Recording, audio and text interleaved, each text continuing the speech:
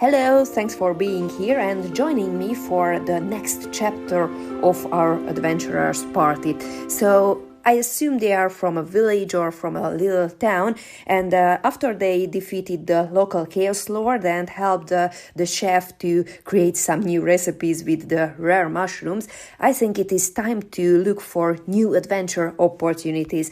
So for that, we will need to know what is around our hometown. And I didn't even give a name for this settlement. Let's just call it hometown.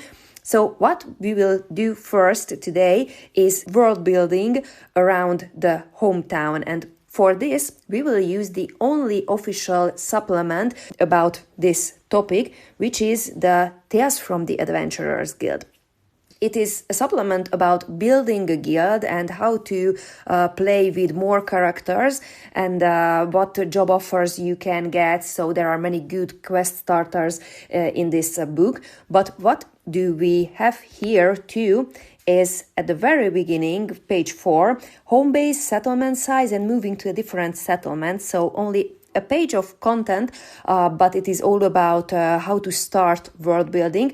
And the tricky thing is that these are just the basics, and you have to go to the very last chapter of this book for some more details, where you can find the sample campaign setting, and there are different paragraphs and sections about the passage of time and random encounters, but these are just examples, and there you can find some more details on how to build the world around your hometown. So that's what we will do. And but you could already see I prepared a hex page for this world or this part of the world we will explore, and I already prepared the different hex tiles available in this world building tool. So here is the hometown, and we will see at first what other settlements are nearby. And I assume that because this is the little region around the hometown, our party members can know what are here and there in just a few days of travels. So I think it will be really okay not to go with them and explore step by step the environment, but build the basics, build some settlements and some environmental areas, regions, smaller regions around their hometown that's known for them. And when we really move out of the town, we will roll what are exactly, for example, in forests or in the mountains. And of course, we will roll for encounters, what they will meet here and there. And there are also some suggestions in the Tales from the Adventurers Guild book how to use the other different supplements. For example, there are full stories, campaigns or quests like the 3 rings, and where we can use them, we will read about it at the last chapter. But first, let's see the 4th page about how to move to a different settlement. It is just here in the very beginning. And there is a little paragraph about the settlements sizes, and I assume that we are in the -1 or -2 settlements, so a small town or a village. And at first I didn't really understand why does it matter, but there are, for example, in this book, there are different more equipments than we have in the base book. So there are some roles we have to do if the equipments are available in the settlement where we are. So as you can imagine that bigger the settlement is, there are more available different equipments, because we can imagine there are more different shops for the more people. So, how to start this? At the beginning, it says that you may roll 3d6 minus 3 to determine how many days of travel are between the current settlement and the next.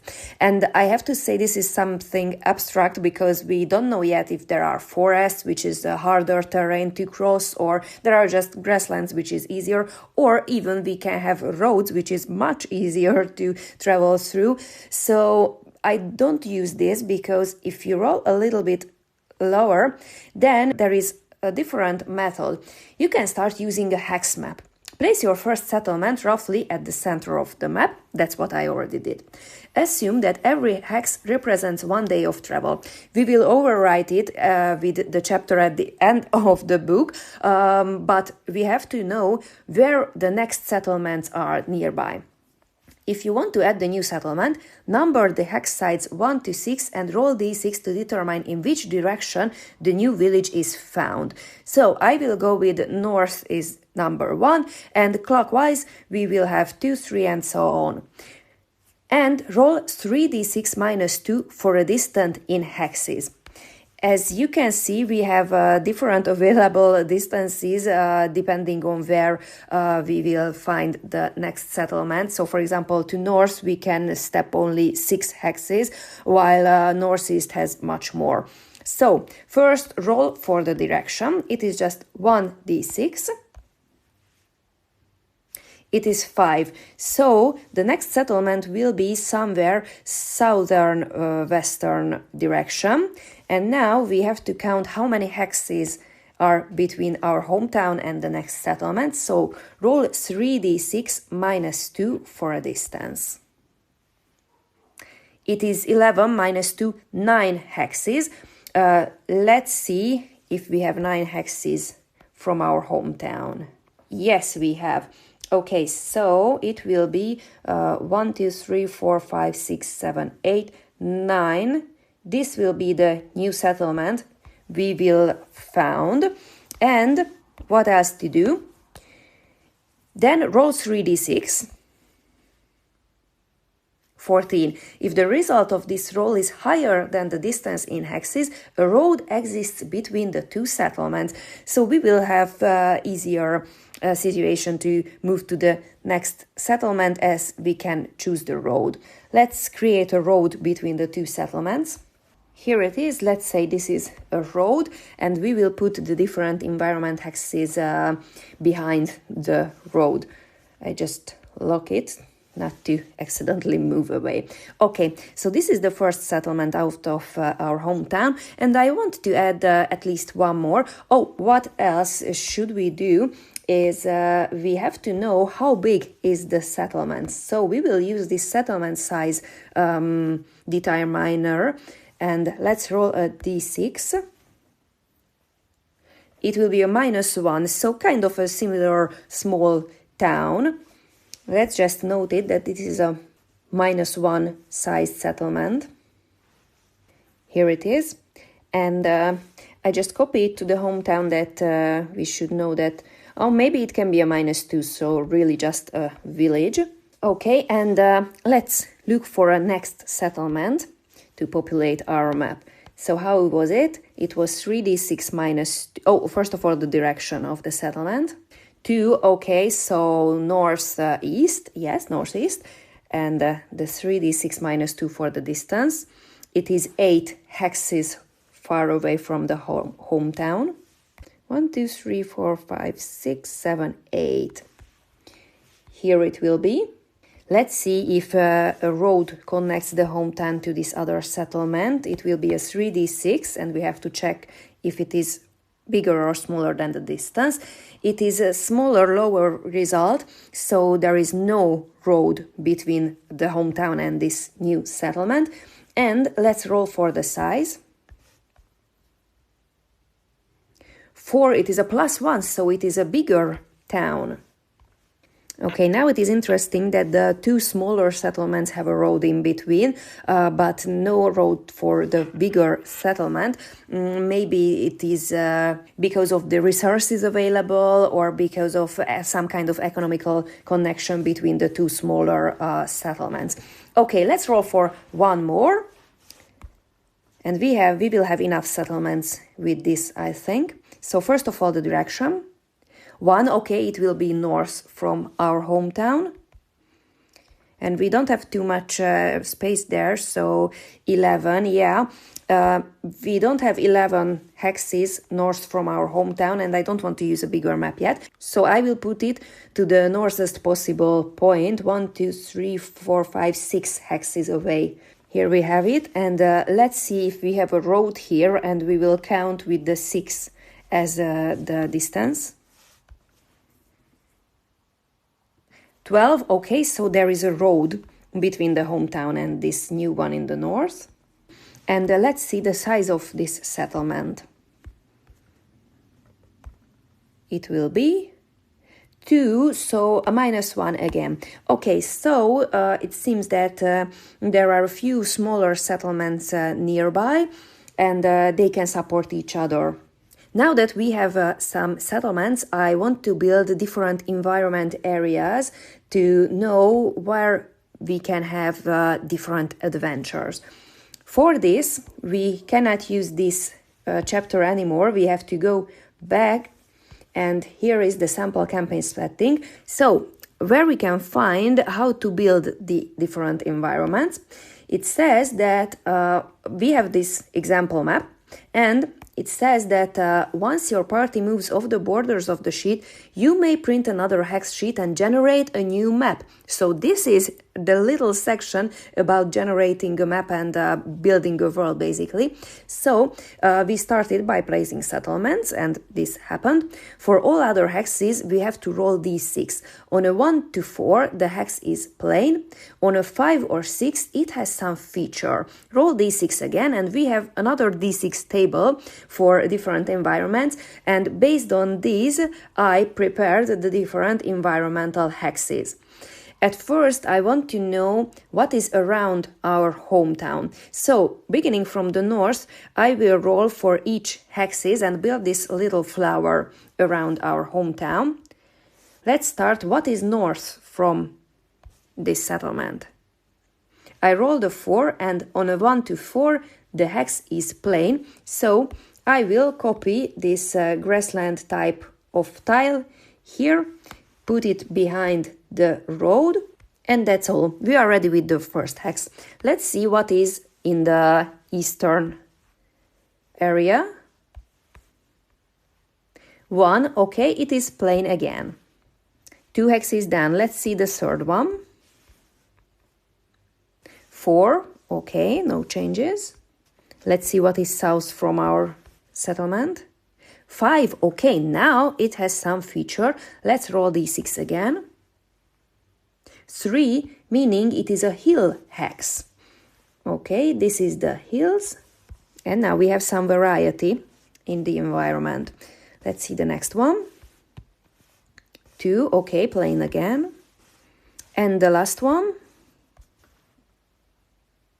2, okay.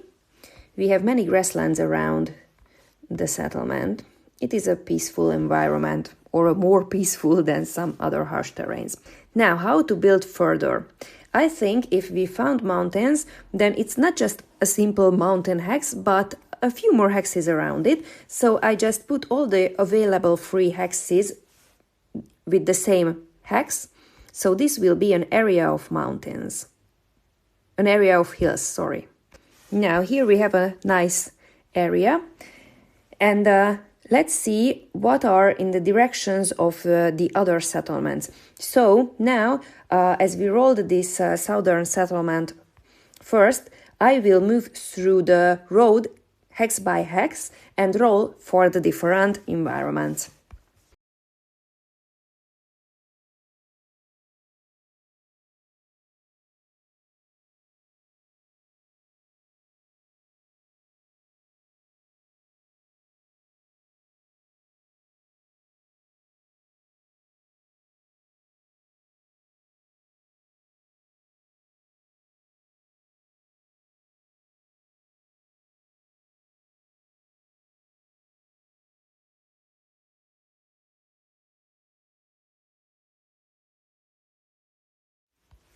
And we reached this settlement with grasslands. Okay, now let's see what is to the north.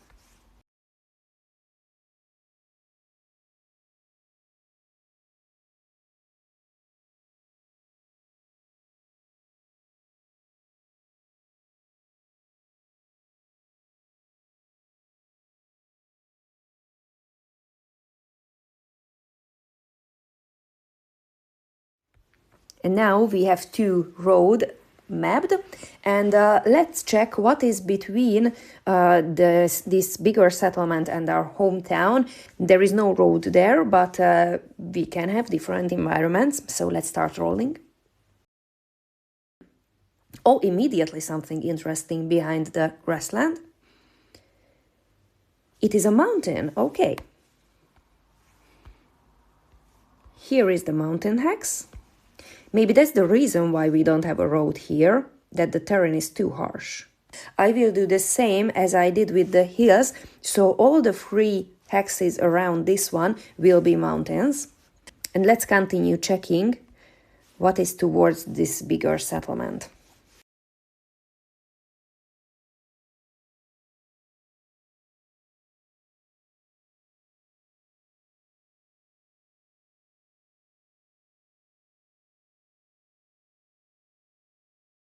And the last one, oh, it will be something interesting. 2 mountain hex. Okay, so it is a settlement in the mountains. And I want to do again the same, that all other 3 hexes around this mountain hex will be mountains. Now we have a nicely forming world or a region, and what else I definitely want to do is check the forest area and the water area. So at first for the forest, I think as we have 2 mountain areas on the eastern side, I want to build something to the western side, so the forest will be out to the western, and forests can be large, so I will roll 2d6 to see how big is this forest. And you can call it home ruling, and you can use different world building methods from different games. Oh, 11, what a large forest. Okay, I start building based from this. Maybe if it's a large forest, why don't they just move the road around it? I think I will put 2 forest areas to the east too. So that's why they crossed it, because this is the narrowest point of this forest. Okay, I assume that as they will travel through the road, they can see what are the nearest environments. So I just put planes to all the empty hexes around the road. And I think the northern area is ready. Now about the water. Because it is just 1 hex now, and I imagine the road is crossing this water as a bridge, I think it is the middle of a river. So let's see where the river goes. I need a d4 because 2 hexes are already occupied. So let's see where the river flows from and to. So I will use a d4, and starting from north, I will count. 1, it is the north hex. Here it is. And I think some southern hex will be the other direction of the river. So let's just see. 1, 2 is the western one, and 3, 4 is the eastern one. 1, okay. Let's see. Maybe we don't know where it goes and comes from. We will see if our party will explore the nearby areas. Okay, as I mentioned in the northern area, I think the road from the grasslands is giving great vision for the nearby areas. So I will just roll for the hexes north from the road and south from the road, the same method as I did under the road. Okay, we are ready with this area. And now we are ready to start exploring the environments around us. Now, just to be easier to understand, I will name the settlements, and I don't want to go with some random rollers. I will use what we have in this example here in the book. So Varian will be our original settlement's name. Here we have a now named hometown. Let's see what's the name of this southern town. It will be Kel. Kel is ready. Let's see the name of the northern settlement. It can be There are some other different ones. Let's call it Doll. Just go with these easy names. And now maybe a longer name for our +1. It can be Balai. I like this one. Now we have 4 named settlements and our party is in Varian, our hometown. Okay, and we immediately have this opportunity to visit the hills and go some adventures, but the original concept was moving out of this settlement and this area. But I want to show you what adventures we can use. So here are the random encounters, and in the plains we can use tables from Tales of the Adventurers Guild, and here are some kind of more civilized opponents and enemies. So when we are moving, for example, on a road, it absolutely makes sense that we can meet bandits, for example, instead of skeletons or zombies. In the hills, we can use 4 Against Darkness, so the original book, or the Warlike Ruse, and you may at any moment spend 1 clue in any hill hex to find the entrance to a cave where chaos creatures hide and roll up a random dungeon generated with caverns of chaos. It is a higher level supplement. If I remember correctly, it is from level 3, so we can maybe use it later. You may create 1 dungeon per hill hex. But in the meantime, I can imagine that these can be just random dungeons too, not just chaos-led dungeons. So in the hills, we can use this. In the mountains, we have the more mountainous mayhems, but you may play the Caves of Kobold Slave Masters adventure as soon as you reach any mountainous hex, and it is a lower level adventure, so we can choose this one. In the forests, there are the Crucible of Classic Critters, and this allows us to create dungeons in forest environments. So, as it says, this lets you zoom in on the map. The other option I will really like to do is if you have the 3 rings or man-eater, you may play these adventures as soon as you reach a forest hex. And I definitely want to play the 3 rings because I played it a long time ago, but I really liked it. And there is the Fortress of the Warlord campaign, which is again starts in a forest. So this is again something really good for a foresty environment. There are some ruins on this sample map, and I haven't put any ruins to our map yet, but maybe later we can find something. And if we reach level 5, we can enter to the Abyss, and in the sample map there is this entrance to the Abyss part. Later we can do it. It is not important until the party reaches level 5 and goes expert. Dolomite Hills, it's hills again, and we already could read what to do in hills, but here are some more options. These hills are said to be the nesting grounds of a couple dragons, so maybe if we reach different hills areas, we can call one of the Dolomite Hills, and if you are asked to play the Dragon's Lair dungeon theme from this book, make sure you head to one of these hexes. So it also connects the dots that we will have a jobs board in this book, and we can also hear rumors in different settlements. And if we get this quest, then this is a direction where we can go. There are the settlements. There are different options how to map a settlement, and when this book came out, there were only the lanterns out there and no treacheries of the troublesome towns, but since then it became published, and that's all the instructions. So now this is how our world looks like, and I think our adventurers heard about these other settlements and they know what are the surroundings of their hometown, and the closest option is Dol, so I will go to Dol, and in the meantime maybe we can meet an interesting person by the forest and we can play the 3 rings too. So let's see how we can move through this map. It says that keep track of the passage of time in the campaign. You can use a planner, writing down a short note detailing what happened each day. I will use these videos to track what are the happenings, or just keep track of the current date in your adventuring record. It takes 1 day to travel 1 hexagon on the map, and we will need 1 food ration per day per character. Okay, let's go back to the beginning of the book, where it says that if there is a road, you can choose to pay a tithe when moving between the 2 settlements.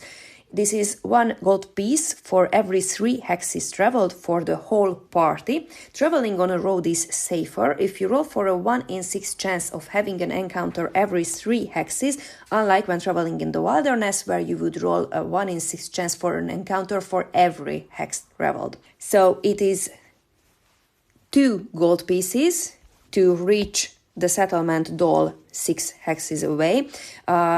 I will pay the 2 gold pieces at once. Let's see who will pay it. I think, team has a lot of gold. So now minus 2 gold pieces. And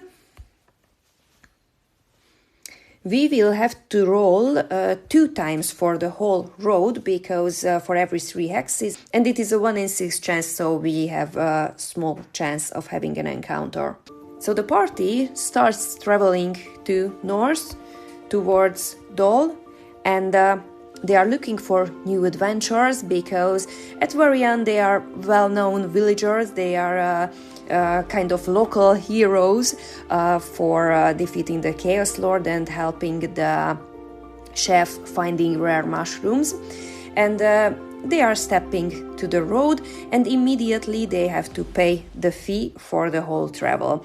After they did it, they traveling through the grasslands on this paved road, and let's see if they meet anyone interesting. 1, okay, immediately something interesting, and it said that we can use the tables from this book. So I want to look for a table containing enemies or encounters available in this road. And I think the riffraff table or outside of town ambush table, maybe that's better. Yeah, let's see what is there. Outside of town ambush table, page 35. Here it is, and it says that these are all basic level minions. Each encounter counts for experience purposes. You get 1 XP roll every 10 encounters. If they have a fixed level instead of HCL, increase their level by 1 and their numbers by 3 for every tier. Oh, okay, we are tier 1. So let's see what we can meet here. D6. 5. D6 Lizardman Reavers, HCL plus 1 minions, led by an HCL plus 2 boss with 4 life, armed with javelins that they will throw as a HCL plus 2 surprise ranged attack before the melee. Wow, their total treasure is 6 times D6 gold pieces, and their reaction is fight. Now this is interesting. So I imagine as the party is traveling through the grasslands in a nice environment, nice sunny weather. As they arrive between the mountains and the forest, there are some bushes around the road, and that's where these lizardmen reavers jump out. Let's see how many lizardmen are here. 2, okay, it is not too much, and let's start taking notes. Now I realized I don't have any areas to take notes, so I just add the new page. So the first encounter is against 2 lizardmen, and they are HCL plus 1. They will be level 3 lizardmen, and they have an HCL plus 2 boss with 4 life, so a level 4 boss with 4 life. Here they are. So in summary, there are 3 lizardmen with the boss, and they are armed with javelins.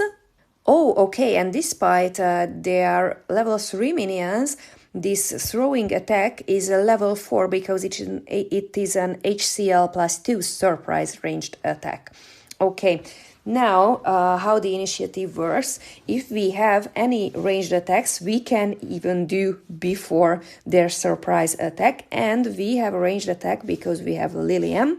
So let's start this interesting fight with Lillian shooting to, I think, not the boss is behind the other lizard man. So let's shoot one of the basic minion lizard men.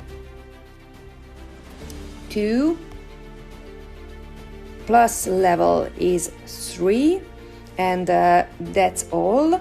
Versus the level 3 lizard man, it is enough. So Lillian immediately shot one of the lizard men before they can surprise really the party. And now the javelin attack, one will goes definitely to Lillian, so the other minion, seeing that he's alone now with his boss, he tries to hit Lillian with the javelin, and the other ones, I think John leads the party. This is the marching order still, so the other one from the boss goes to John. So we need 2 defense rolls versus the level 4 ranged attack. Ouch, 1 and 6. So in the marching order, 1 is for John, so he immediately got this javelin and now only have 6 life points, and the other one, 6, was enough for Lillian, and it would be an exploding defense roll, but 6 is already enough. Now it is for melee turn, and they can attack as they surprise us. Let's just check how initiative goes if they started with ranged attacks. Here it is, so the reaction was fight, the ranged pieces did their attack, and foes that use ranged weapons spend a turn to draw melee weapons, so they cannot attack actually.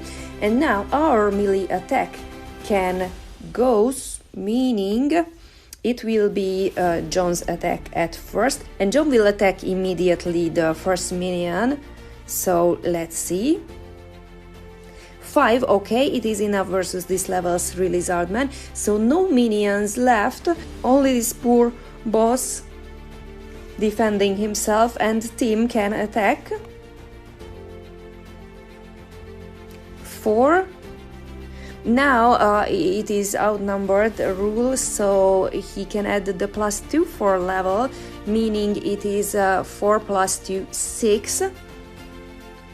So okay, it is still just for 1 life, but now this boss has only 3 life points, and Sarah jumps into the fight too.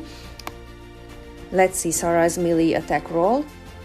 6, ooh, +4 is 10, and now as she is on level 2, she can add half of her level, meaning 11, and they are not undead, but she has a 2-handed mace, meaning 12 points of damage, and 12 points of damage means Sarah swings her huge 2-handed mace, and with only 1 hit defeats this lizardman boss. Okay, at first it was a little bit scary to immediately go to a fight, but it was quicker than I thought. So now as these enemies jumped out of the bushes, it was a little bit surprising, but all the party members reacted really well, and despite John had a little bit of injury, they went through this encounter smoothly. What was the treasure of these enemies? Their total treasure is 6d6 gold pieces. Wow. 6d6, let's roll. 24 gold pieces, meaning Tim will have 5 and the others will have 6 gold pieces, yes. Okay, and I want to track that something happened here. I will use this small swords icon, and I mentioned that it happened between the mountains and the forest, so this is the tracker we have here, and I will copy it to the other page. So maybe I will track the events this way, that this swords pictogram is for this fight. Okay, I mentioned that I want to play the 3 rings in the forest area, but I just checked that it is for level 3 characters, and there is a rule how to play it with lower level characters, but as half of our party is still on level 1, I don't want to risk it. And talking about levels and experience, I just realized that we defeated a boss. So we can have an experience roll. Let's do this with John, as he got a hit from a lizard man, from a creature he never met before. So I assume this is a new experience for him. Let's roll for John's level up. Oh no, okay. It was a new experience, but he haven't learned that much from this experience yet. Okay, now we need another roll for encounter before we reach the town of Dol. So it is again a 1 in a 6 chance to meet someone. It is a 6, so no. And we reached Dol safely. So next time I will play what they can find in this town, in this still little settlement called Dol, and maybe they will find some new challenges and new opportunities for adventures. But this is for next time, so if you are curious what will happen with our party and didn't do it yet, then hit that subscribe button and see you there. Bye!